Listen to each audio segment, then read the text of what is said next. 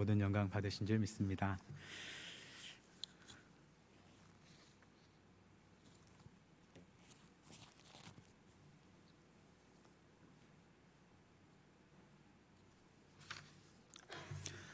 네, 모두 설 명절 가족들과 함께 잘 보내고 오셨죠?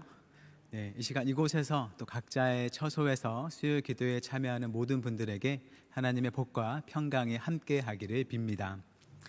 네, 지난주까지 9회에 걸쳐서 골로새서를 살펴봤고 이제 데살로니가 전서를 함께 살펴보겠습니다. 데살로니가 전서 역시 골로새서처럼 사도 바울의 편지입니다. 골로새 교회는 바울에게 복음을 전해 받은 에바브라가 세운 교회인 반면 이 데살로니가 교회는 사도 바울이 선교 여행을 하면서 직접 세운 교회입니다. 사도행전을 보면 사도 바울이 어떻게 데살로니가에 가서 복음을 전했고 또 그곳에 교회가 어떻게 생겨났는지를 볼 수 있습니다. 설교 준비를 위해서 데살로니가 전서를 여러 번 읽었는데 이 글 안에서 데살로니가 교회를 향한 사도 바울의 애틋한 마음이 절절히 느껴졌습니다. 바울이 쓴 편지 중에서도 초기에 쓴 편지로 추측되는 만큼 그 내용이 비교적 단순하고 또 교리적인 내용보다는 이 데살로니가 교회를 향한 바울의 사랑과 측은함이 많이 담겨 있었습니다. 그래서 아무래도 이 설교 시리즈의 첫 시작에는 이 편지에 담긴 바울의 데살로니가 교회를 향한 마음을 잘 느껴봤으면 좋겠다는 생각이 들었습니다. 바울이 어떤 심정을 가지고 이 편지를 썼는지를 느껴보는 것이죠. 그래서 이 시간에는 바울이 데살로니가에 복음을 전하는 과정이 담겨있는 사도행전과 또 데살로니가 전서의 곳곳을 살펴보도록 하겠습니다. 먼저 지도를 보면요, 이 데살로니가 도시는 빌립보 아래의 남서쪽에 위치해 있고 또 고린도보다는 위쪽 북쪽에 위치해 있는 걸 볼 수 있습니다. 글씨가 작아서 잘 보이지 않지만 위치를 잘 모르셔도 상관이 없습니다. 이 데살로니가 도시는 빌립보와 함께 마게도냐 지방의 한 도시였고 아래의 고린도는 아가야 지방에 속해 있었습니다. 이 데살로니가 전서는 바울이 고린도에 있을 때 쓴 편지로 알려져 있습니다. 성경에 나와 있진 않지만 이 데살로니가 도시에 관한 몇 가지 정보를 말씀드리자면 이 데살로니가는 매우 중요한 위치를 차지하는 곳이었다고 합니다.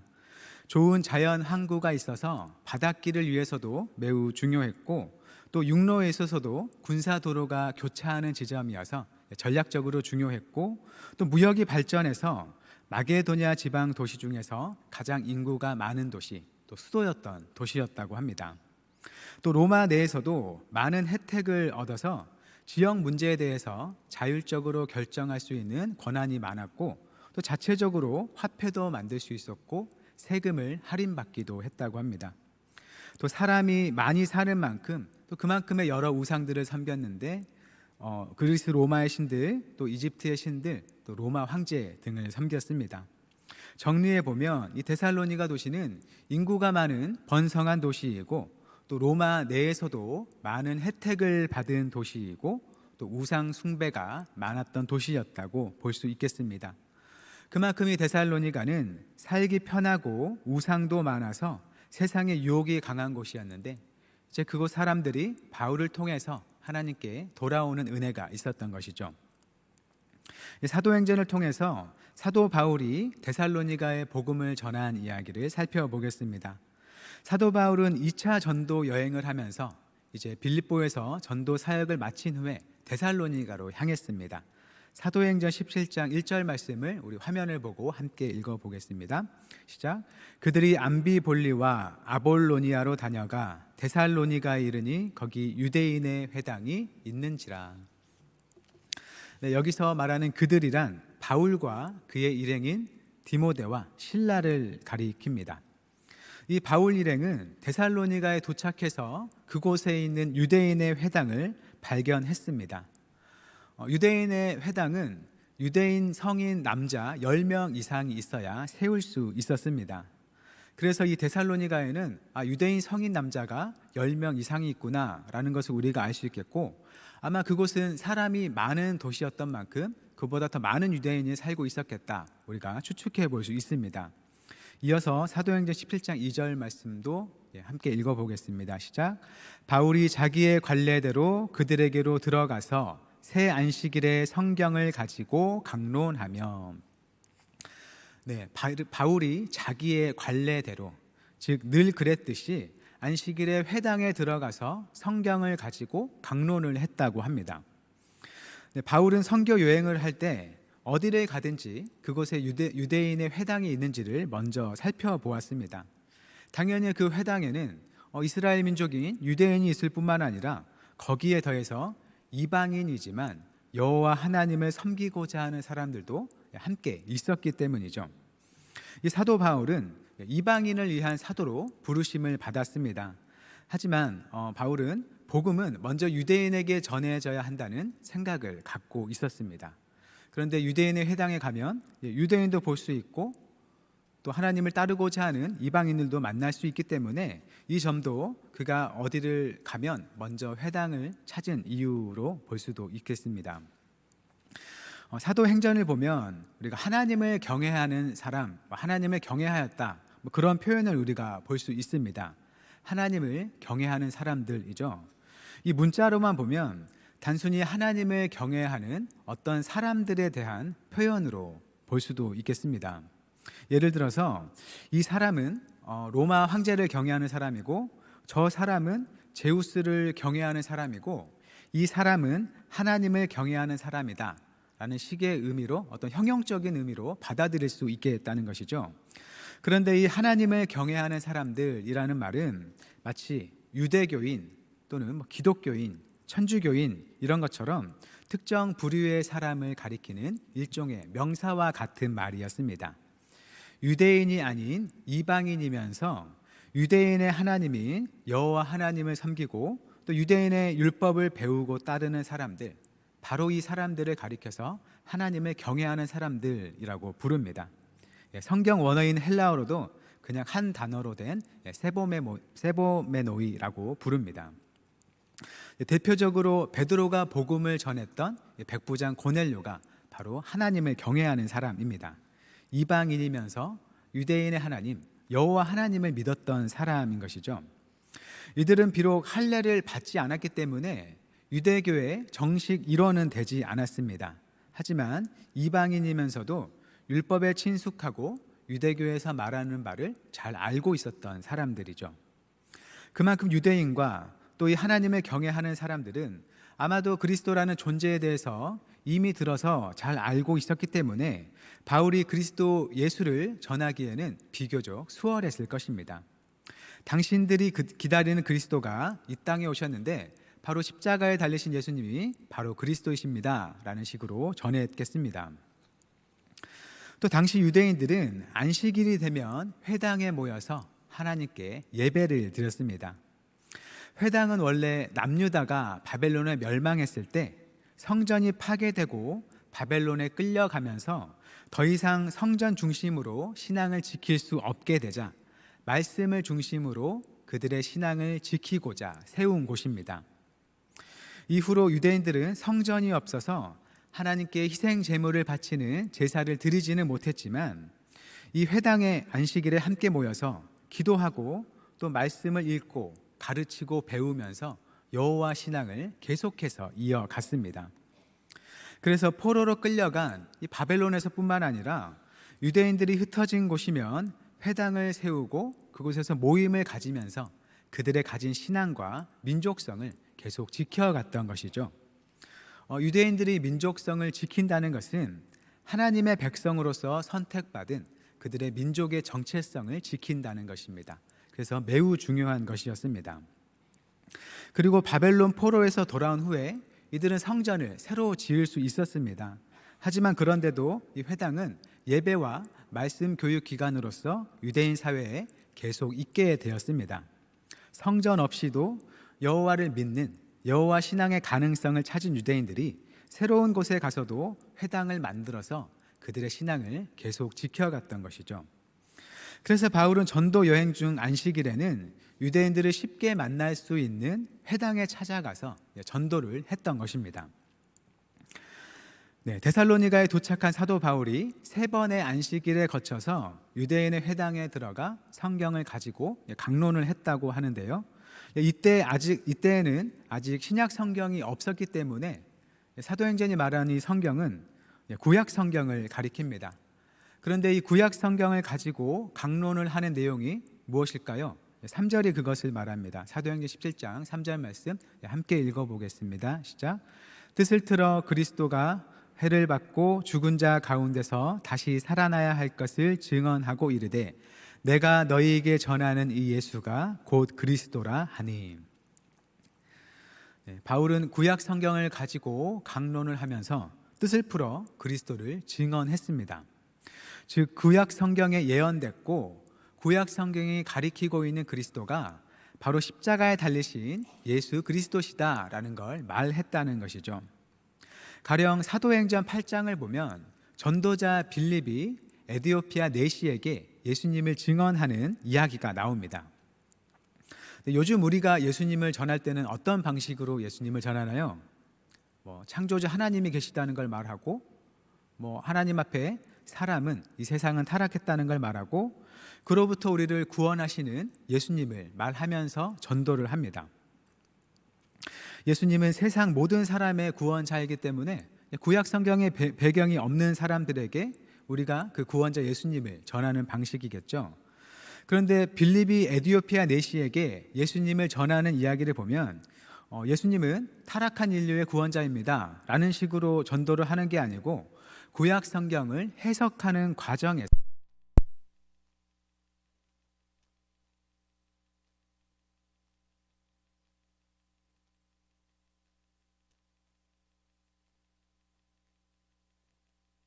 목소리가 들리시나요?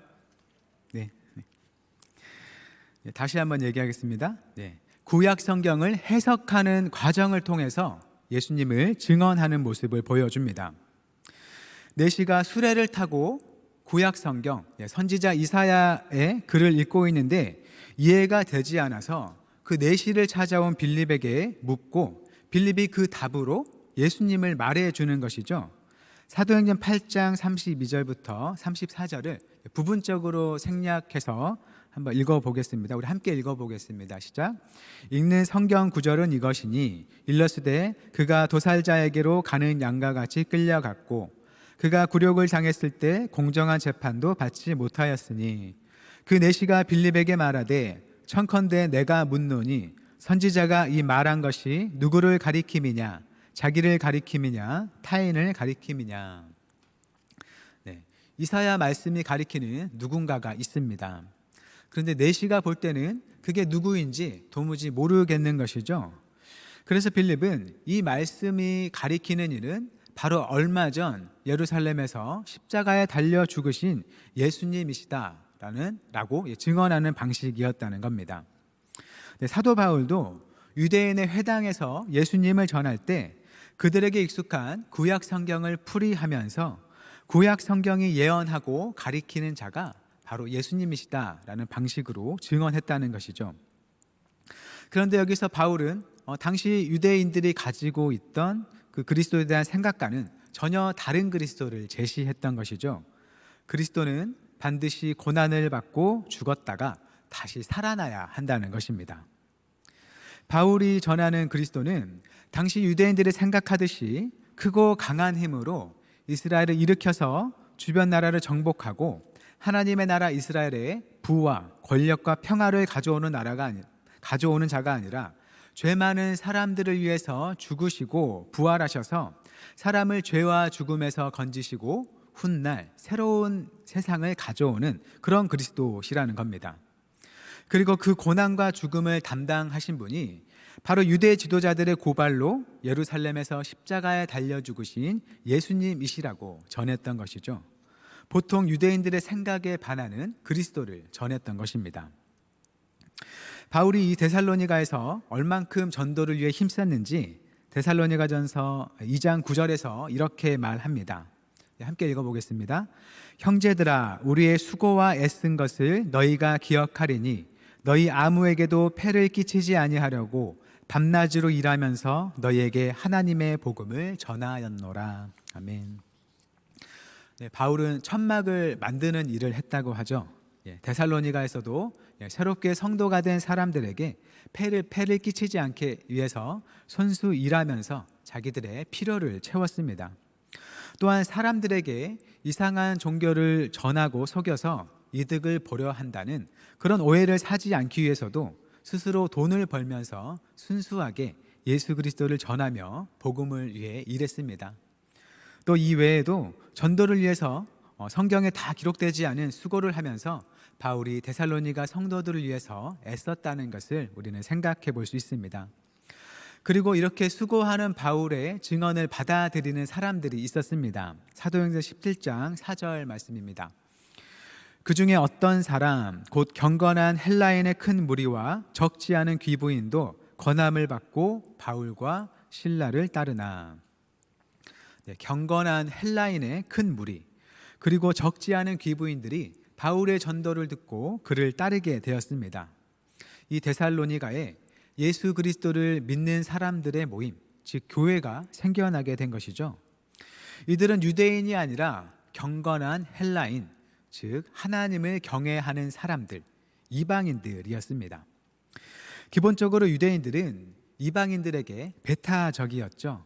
그래서 하나님의 은혜에 관해서도 이방인들에 대해서는 제한적으로 생각하는 경향이 있었는데, 이 사도 바울이 전하는 복음은 유대인들에게만 국한되지 않고 이방인을 포함한 모든 사람을 위한 기쁜 소식이었습니다. 그러니 이방인들은 소외감을 느끼지 않고 예수님의 복음을 기쁘게 받을 수 있었으리라 생각할 수 있습니다. 반면에 유대인들은 다른 반응을 보이는 것이죠. 그들이 생각했던 그리스도와 다른 그리스도를 전하고 있고, 또 이방인들을 할례 없이 유대인들과 똑같은 하나님의 백성으로 받아들이는 이 그리스도에 대해서 거부하는 모습을 보이는 겁니다. 사도행전 17장 5절 말씀입니다. 그러나 유대인들은 시기하여 저자의 어떤 불량한 사람들을 데리고 때를 지어 성을 소동하게 하여 야손의 집에 침입하여 그들을 백성에게 끌어내려고 찾았으나. 유대인들은 그들의 생각과는 다른 그리스도를 전하고 또 사람들로 하여금 예수님을 그리스도로 믿고 따르게 하는 바울 일행을 시기했습니다. 시기뿐만 아니라 아마 이들은 바울 일행이 잘못된 것을 전하면서 사람들을 미혹한다고 여겼을 겁니다. 그래서 불량배들을 이끌고 와서 바울 일행이 머물고 있는 장소로 보이는 이 야손이라는 사람의 집에 쳐들어갔습니다. 그리고 바울 일행을 잡아다가 사람들 앞에 세우려고 했던 것이죠. 그런데 이들이 바울 일행을 찾았을까요? 찾지 못했을까요?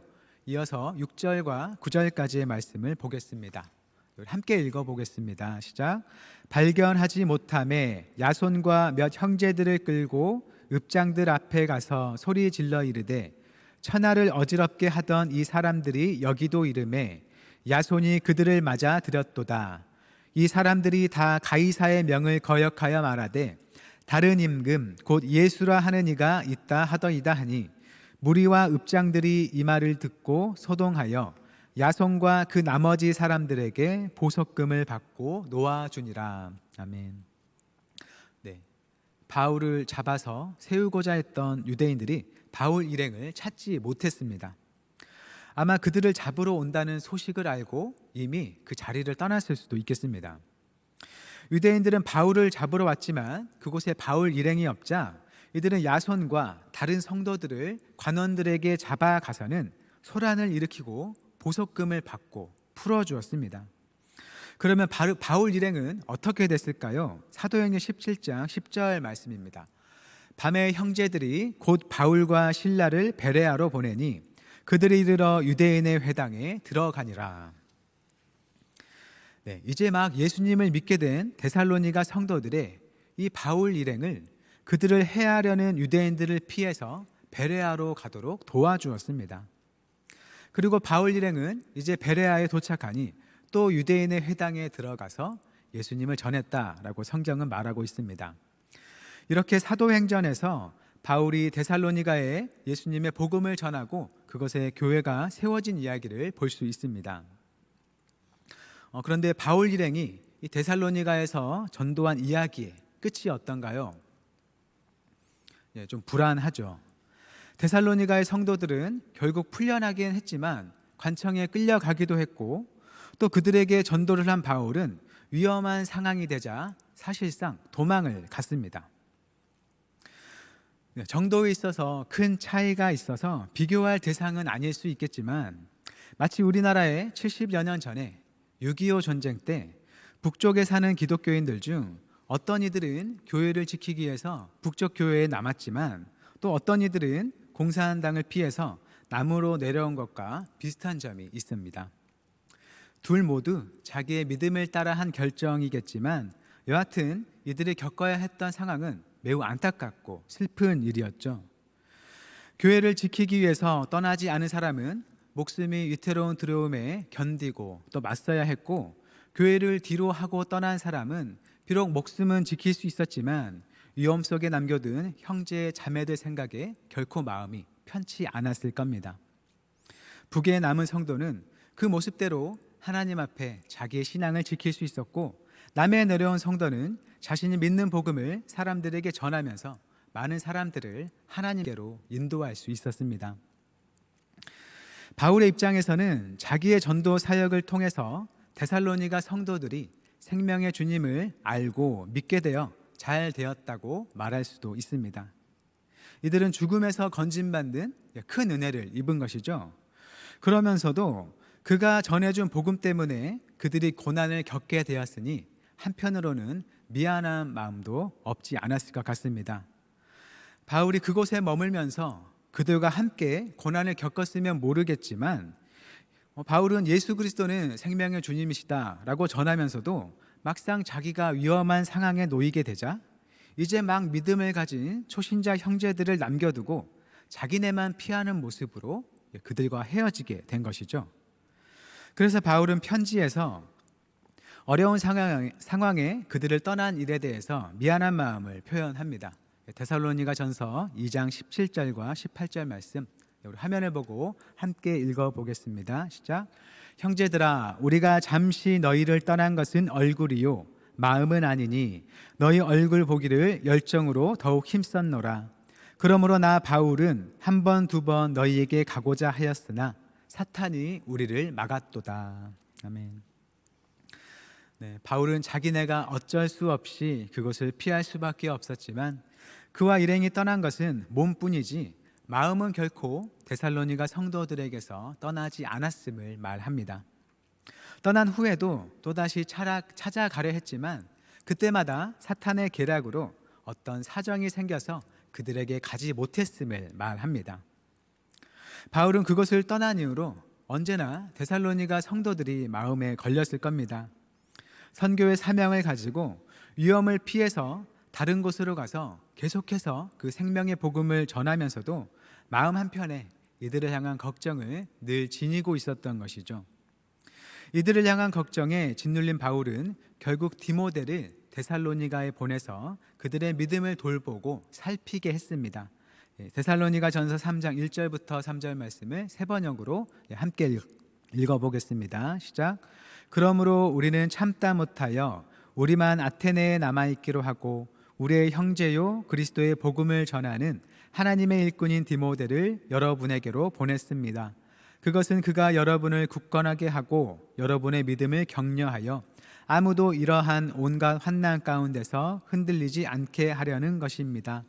여러분도 아는 대로 우리는 이런 환난을 당하게 되어 있습니다. 아멘.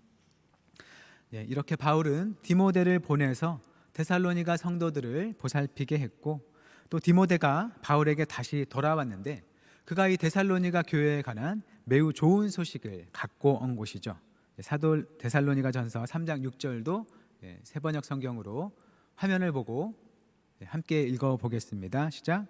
그런데 지금 디모데가 여러분에게서 우리에게로 돌아와서 여러분의 믿음과 사랑의 기쁜 소식을 전하여 주었습니다.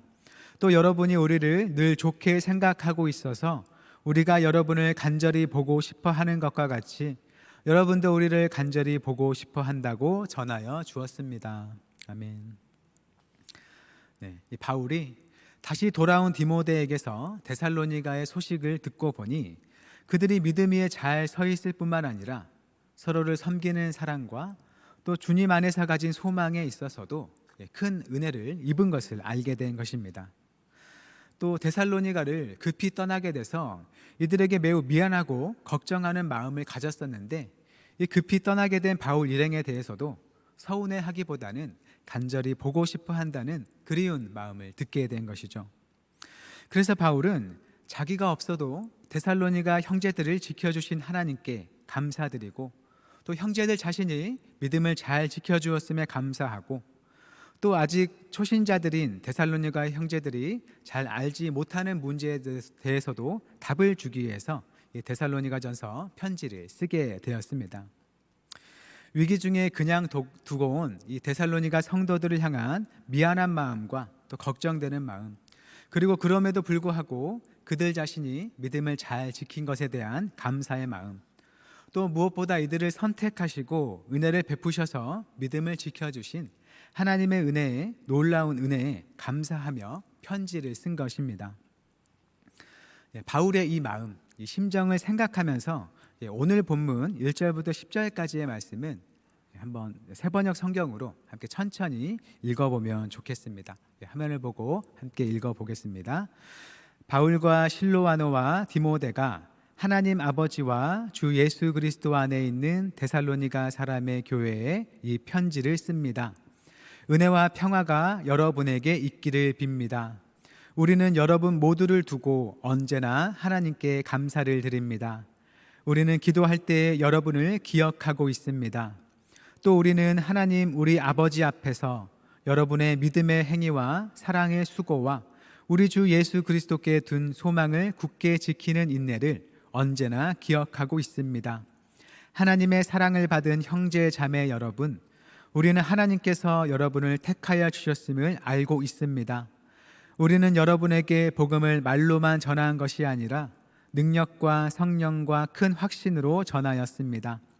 우리가 여러분 가운데서 여러분을 위하여 어떻게 처신하였는지를 여러분은 알고 있습니다. 여러분은 많은 환난을 당하면서도 성령께서 주시는 기쁨으로 말씀을 받아들여서 우리와 주님을 본받는 사람이 되었습니다. 그리하여 여러분은 마케도니아와 아가야에 있는 모든 신도들에게 모범이 되었습니다. 주님의 말씀이 여러분으로부터 마케도니아와 아가야에만 울려 퍼진 것이 아니라 하나님을 향한 여러분의 믿음에 대한 소문이 각처에 두루 퍼졌습니다. 그러므로 우린 이것을 두고는 우리가 더 말할 필요가 없습니다. 그들은 우리를 두고 이야기합니다.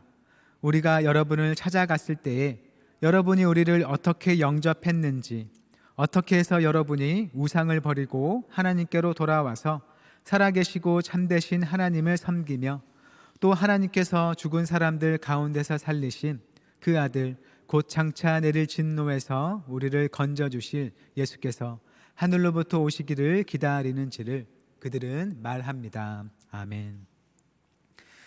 말을 맺겠습니다. 사도 바울은 자신이 전한 복음으로 세워진 데살로니가 교회를 급히 떠나게 되어 자기가 직접 돌보지 못해 안타깝고 매우 걱정스러운 마음을 가졌습니다. 하지만 그가 알게 된 것은 내가 없었어도 하나님께서 잘 돌보시더라라는 것이죠. 물론 바울은 사도로서 그가 맡은 바 사명을 잘 감당하면서 복음을 전하고 교회를 든든히 세우는 일에 최선을 다해야 했습니다. 하지만 하나님은 그가 없이도 교회를 든든히 세우는 분이셨다는 것이죠. 바울은 그가 없어도 데살로니가 교회가 믿음과 사랑으로 잘 서 있는 모습에 놀랐고 그 일을 행하시는 하나님께 감사를 드렸습니다. 그래서 어쩌면 훗날 바울은 이 경험을 토대로 에베소 장로들과 이별할 때 다른 누가 아니라 지금 내가 여러분을 주와 및 그 은혜의 말씀에 부탁하노니 라고 말한 건지도 모르겠습니다. 우리 한영교회 성도님들을 비롯해서 우리 교회를 아는 많은 분들이 현재 우리 교회에 담임 목사님이 계시지 않아서 마치 우리가 제대로 된 돌봄을 받지 못하는 건 아닌지 염려하실 수 있겠습니다. 부교역자들이 교회의 여러 일들을 나눠서 담당하고는 있지만 분명 부족한 부분도 있고 또 그만큼 교회에 대한 걱정이 내부에 또 외부에 있을 것입니다. 하지만 하나님의 은혜가 우리를 돌보십니다. 하나님의 돌보시니 목회자가 필요 없다는 게 아니라 목회자의 있고 없고보다 하나님의 은혜와 돌보심이 더 크다는 것입니다. 바울이 놀란 것이 바로 그것이었던 것이죠. 생명의 위협 때문에 데살로니가를 급히 떠난 후 걱정하게 된 이 교회를 너무나 잘 자라게 하신 하나님께 놀랍고 감사를 드렸던 것입니다. 사도 바울의 부재 중에도 데살로니가 교회를 잘 돌보시고 그들의 믿음을 자라게 하신 동일한 하나님께서 우리와 함께 하십니다. 바울이 걱정을 가지고 디모데를 보내서 데살로니가 교회를 잘 돌보게 한 것처럼 하나님께서도 우리 교회를 긍휼히 여기시며 좋은 담임 목사님을 우리에게 허락하실 겁니다. 하지만 새로이 담임 목사님이 오시기까지 그 얼마간의 공백 속에서 하나님의 돌보심을 잘 누리고 따르는 우리 교회가 되기를 바랍니다. 새로운 분이 오실 때에 그간 자리의 공백에도 불구하고 오직 하나님의 은혜와 돌보심으로 잘 서 있는 교회로서 함께 하나님께 감사를 드릴 수 있는 우리가 되기를 바랍니다. 어려운 중에도 오직 하나님의 은혜로 바로 서서 하나님께 모든 능력과 감사와 영광을 돌리는 한영교회가 되기를 주님의 이름으로 축원합니다. 기도하겠습니다. 사랑의 하나님, 주님께서 우리의 모든 형편을 아시며 우리를 큰 사랑과 능력으로 돌보심을 믿습니다. 언제나 주님의 사랑 안에 거하며 주님의 손길을 따라 믿음과 소망과 사랑에서 잘 자라고 풍성해지는 교회가 되게 하옵소서. 주님의 은혜의 말씀이 우리를 돌보시니 염려하지 않고 오직 능력의 주님을 의지하며 나아가는 교회가 되게 하옵소서. 예수님의 이름으로 기도드립니다. 아멘.